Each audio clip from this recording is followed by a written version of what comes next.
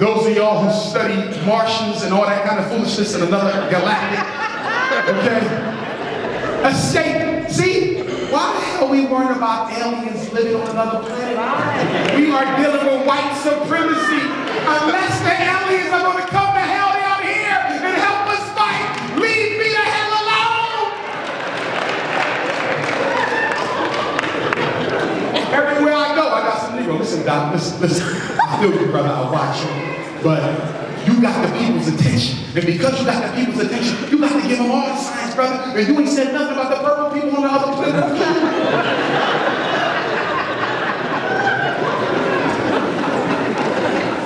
Are they going to pay my taxes?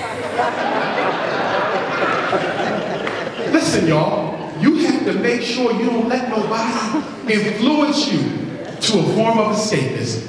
Black folk always looking for a way not to solve their damn problems. And people are always giving us ways not to solve our problems.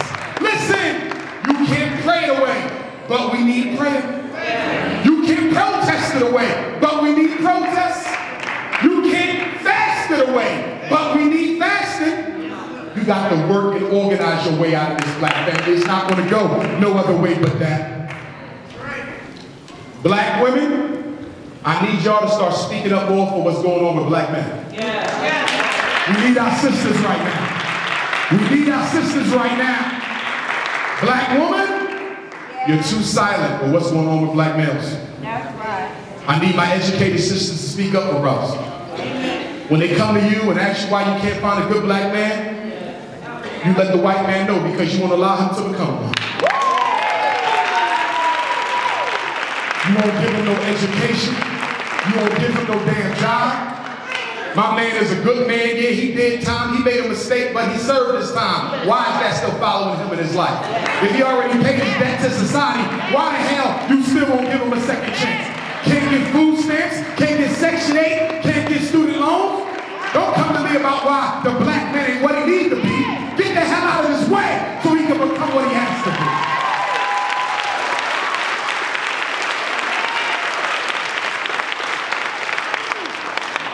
And brother, if we need the sister to speak up for us, we got to speak up for her.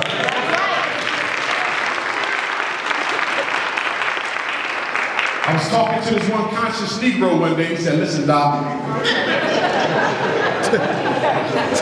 You know, the conscious community, I think they the most mentally ill segment of the I'm serious. Ain't nothing worse than a Negro who weighed 30 bucks. You can't tell him nothing. And then he take everything he learned out the book and try to make you look stupid because you didn't read the same book.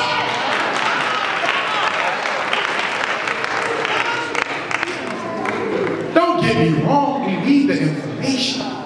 But I'm trying to tell you what Marcus Garvey said, and that is the information ain't going to save you. The work is what's going to save you. Do you realize we're the smartest group of Africans? We got information about every culture, every science. We got brothers and sisters who can speak multiple languages. We got people who can stargaze. Well, some of them sick, but some of them can really stargaze.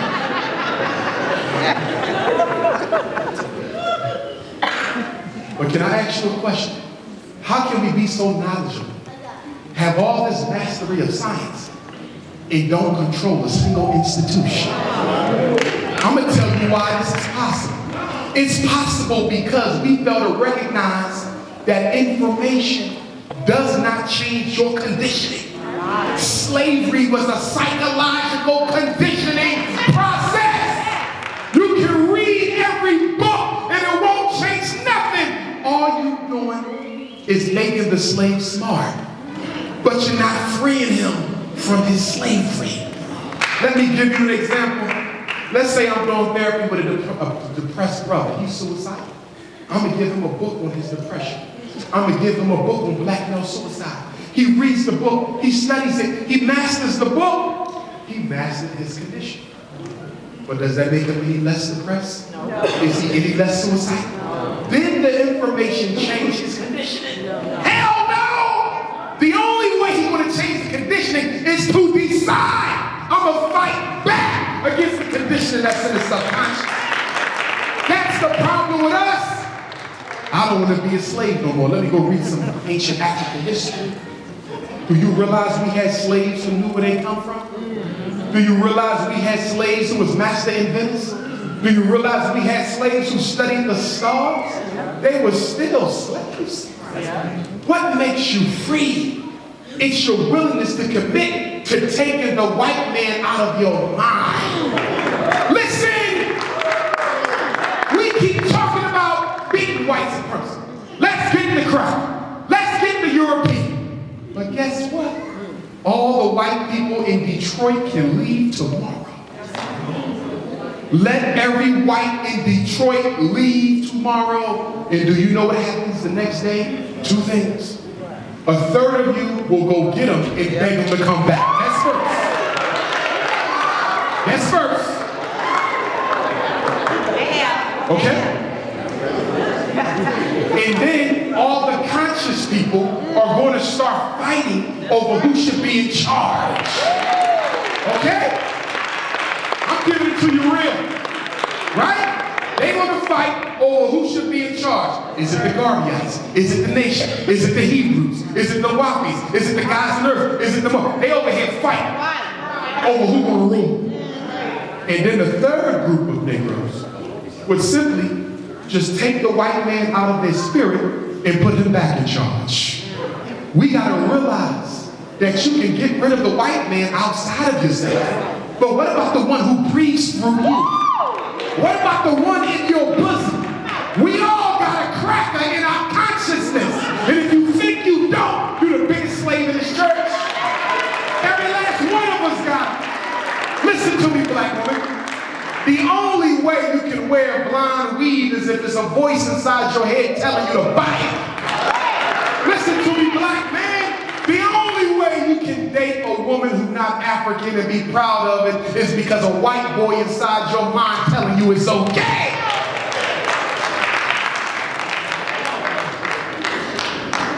This is why we're going to build the Frederick Douglass and Marcus Garvey Academy. This is why we're going to do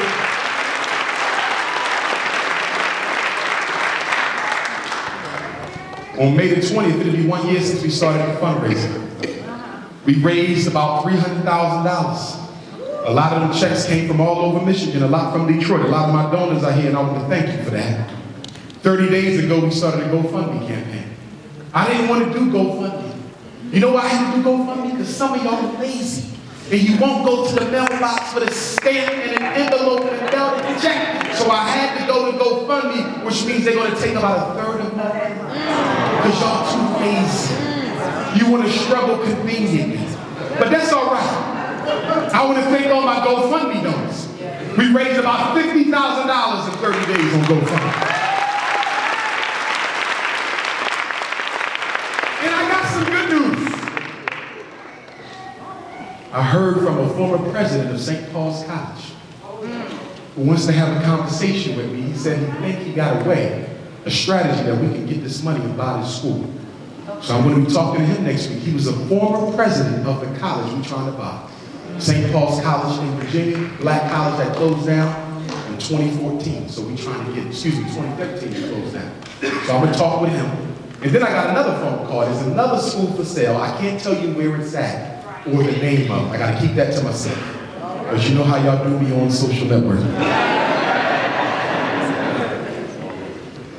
They say I'm another con artist, charlatan, and it hurts. I ain't gonna lie, it bothers me because I'm sincere with what I'm doing. But what I don't understand is, why don't y'all same Negroes who attack me for trying to build a school, go say that shit to Creflo Dollar and TV Jakes and Eddie Wrong and go tell it to him. How the hell you want to attack me? I live mine.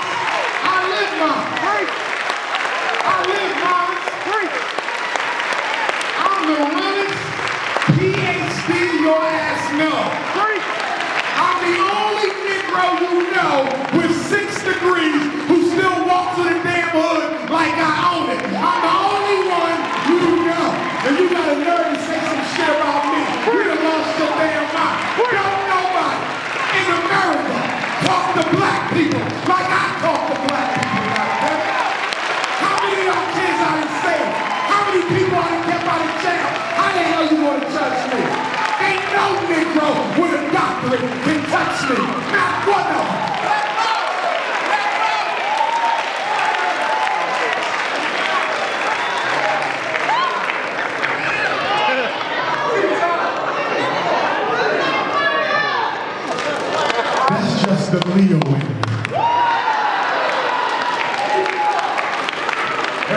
in a while, I gotta let out a little bit of steam.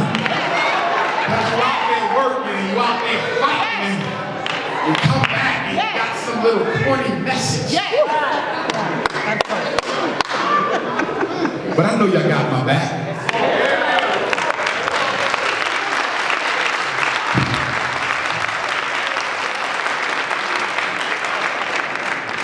Brothers and sisters, y'all got some politicians in Detroit.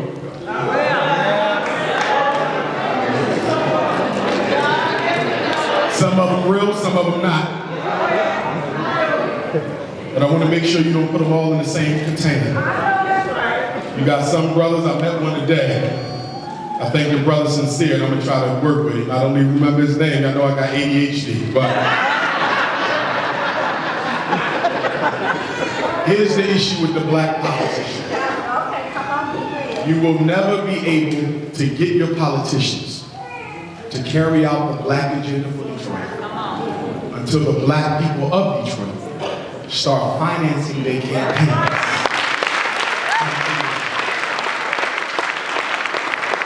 You know the name of my brother? Brother Johnson. Herb Johnson up here, brothers and sisters. Put your hands together for Brother Herb.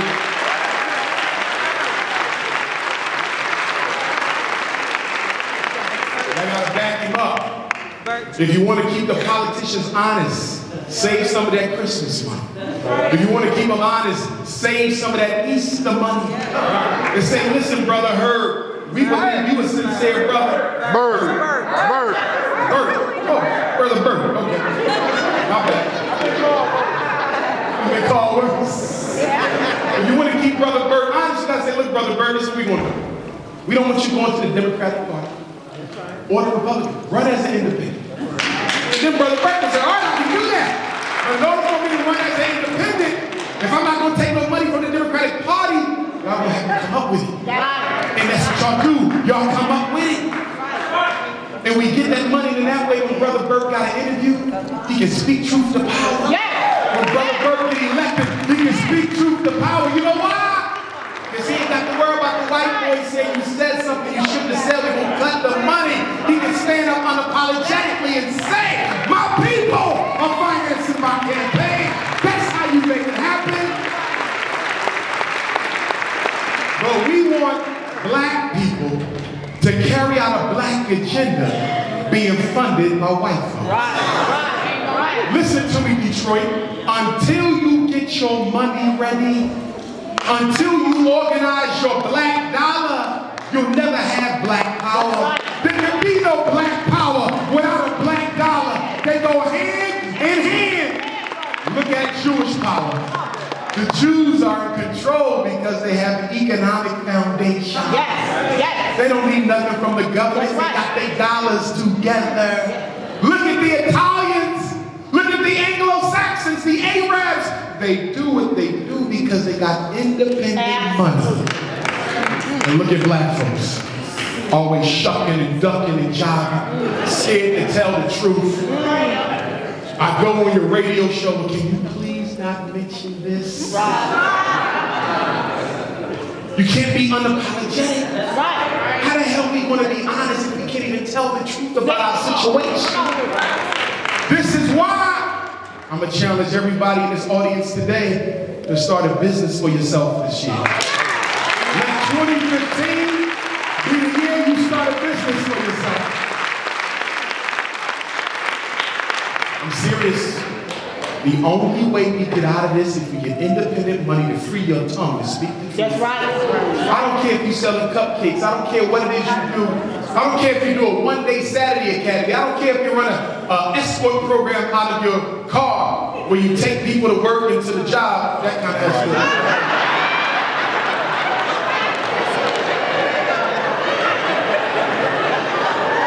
All right now, bro. Is that bad? I didn't say that. It ain't that bad out here, bro. I thought the Cisco Sally said.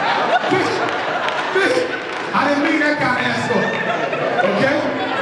But go into business for yourself so we can become economically independent. I went to college with a brother who's a millionaire now. He dropped out of college to take care of his baby. His queen got pregnant. He dropped out to be the man he was, take care of his child. So he started selling stocks.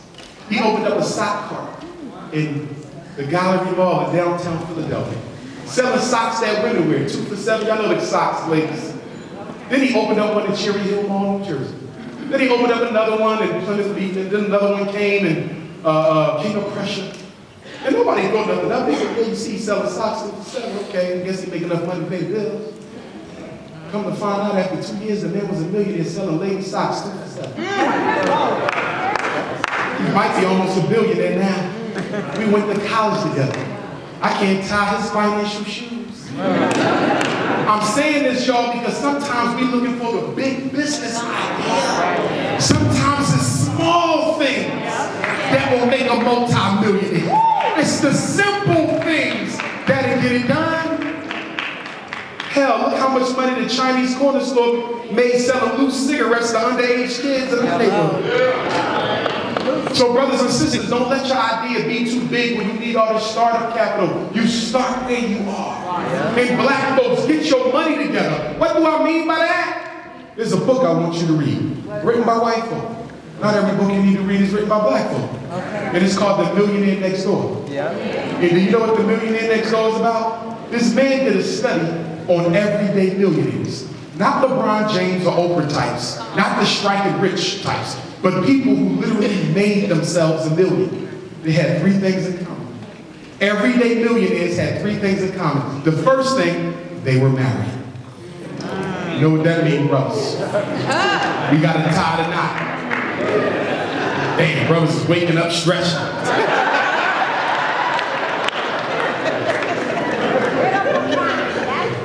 All the research shows it. People who are married are more economically sound. Because you can do more with 2 paychecks than you can do with 1. I didn't say you couldn't check the credit score. I said get married. So they were married. Number 2, they did not look like they were millionaires. Now that's a big problem for black folk. Because we love to look rich when we broke. Y'all know what I'm talking about. $800 Louis Vuitton bag and you can't even pay the rent. Brother got sitting on 20s out there, couldn't even got an air conditioner in the house. The kids gonna sweat all summer.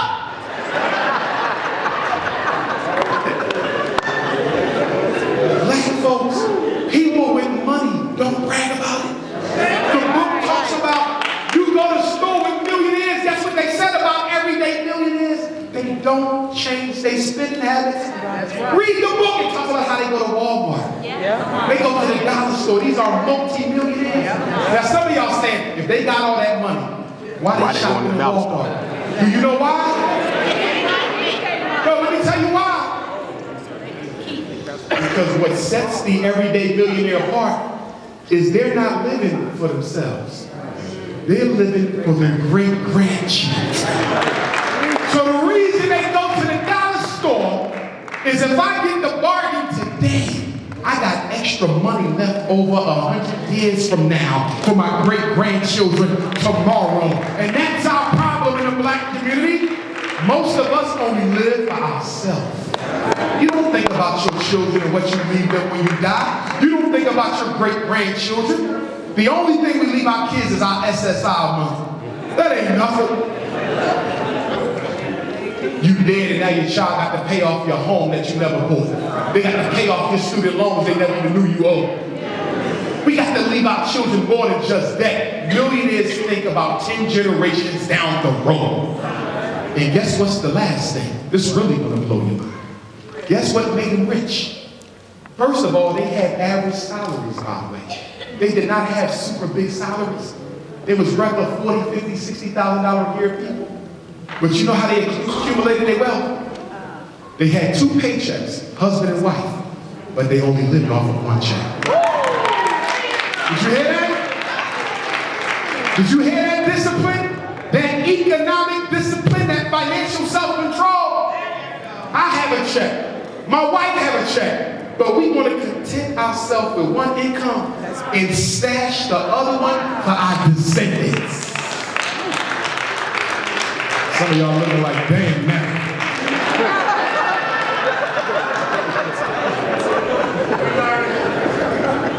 But brothers and sisters, it's the reality of the situation. So I want y'all to submit an article. You can email the article to Umar the psychologist at yahoo.com. If you forget the email, you can text my cell and I'll text it to you.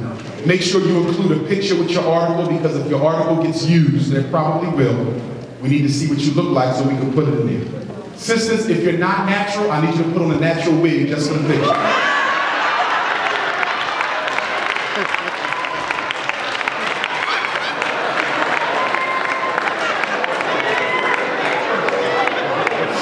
I'm not going to tell nobody.